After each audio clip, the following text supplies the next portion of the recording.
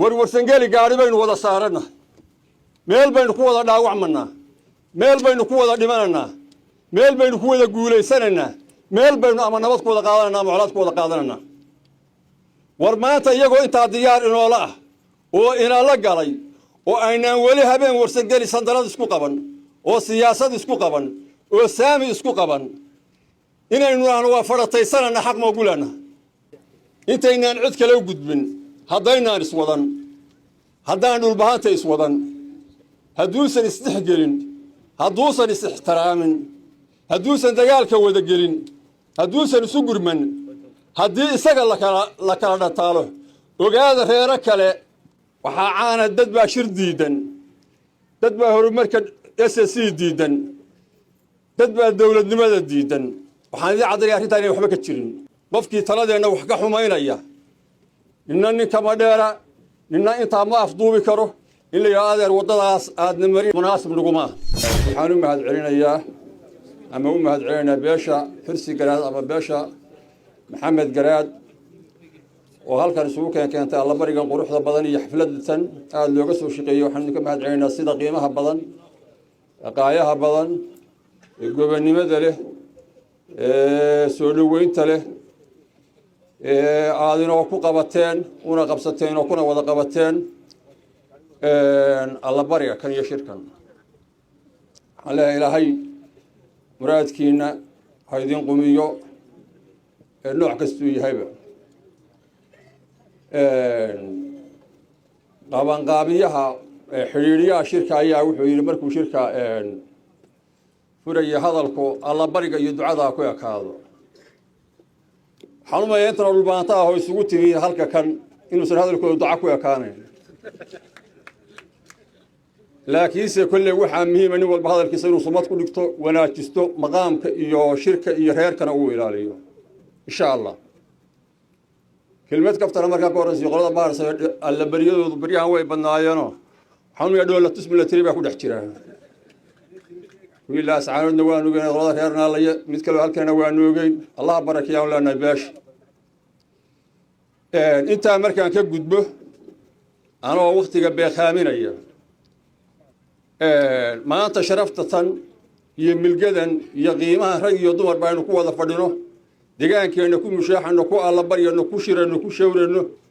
dowladda iyo himilada iyo hanka aynu ku dhisanano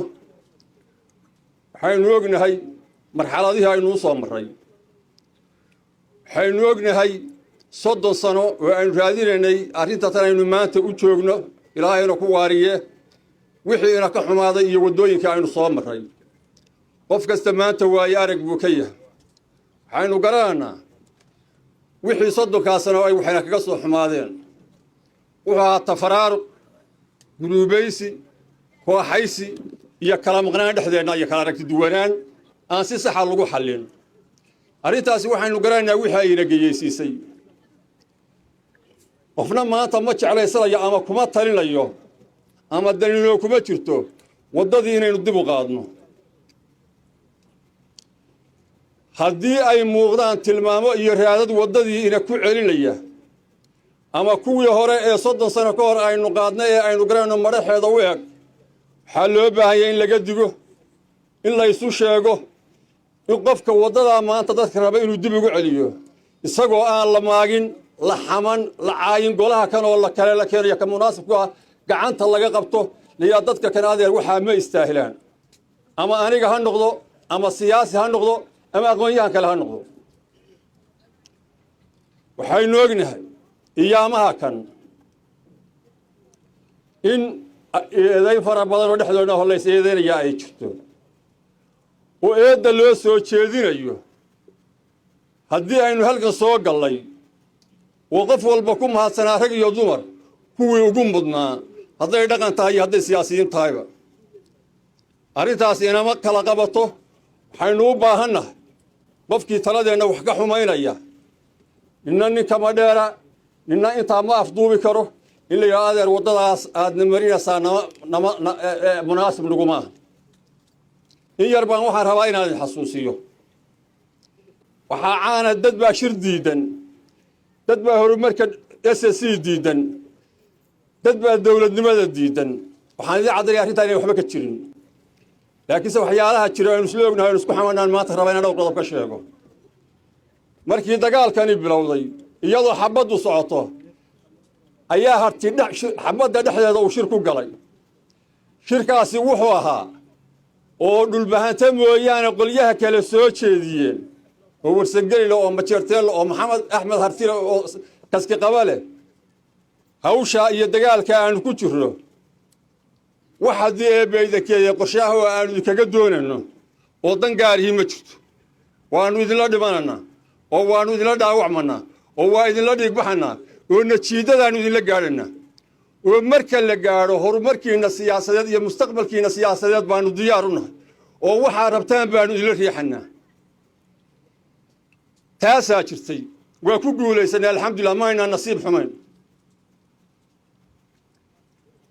sanad markaynu joognay oo aynu maamul nahay oo wax fara badan inoo hagaageen xaalaascaanood ka baxay wafti isimaa laba qodob bay u baxday bal hadda dhegaysta hadalkaa waana wafti laysla ogaa isbiishala waxa la yidhi hartigii ina kula dhintay laascaanood gabadhii wiilkeedu iyadoo gaalkacaya ku joogta ama ku dhintay oo boosaaso ama ninkeedu ku dhintay aabbihii wiilkiisu ku dhintay hooyadii wiilkeedu ku dhimatay war ma ku soo nidhaahnaa mahadsanidii intaynu u tagno taasi qodob bay ahayd qodobka kale hadalkii aynu iska nidhi dagaalka dhexdiisa oo harti ina ku yidhi oo ahaa waxaa markaynu xabaddaa ku guulaysanno dac u kala dhacno nimankaa arrinta maamulka iyo qorshaha kale waa idinla kobcinaynaa waa idin garab taagannahay wartaana ballanteedii waa taagannahay ma ugu tagnaa taag waftidaa lagu diray meel gaadhi waaya mooyaane ilaa garacad ilaa badhan ilaa boosaaso ilaa garoowe qardho carmo dhahar meel ayan marin ma jirto waadna ogeydeen labadaa fariimood bay xambaarsanaayeen dhaqanka harti nin dabadda ku maqnaa mooyaane ee reeraha diddi nin walba gurigiisa bay kula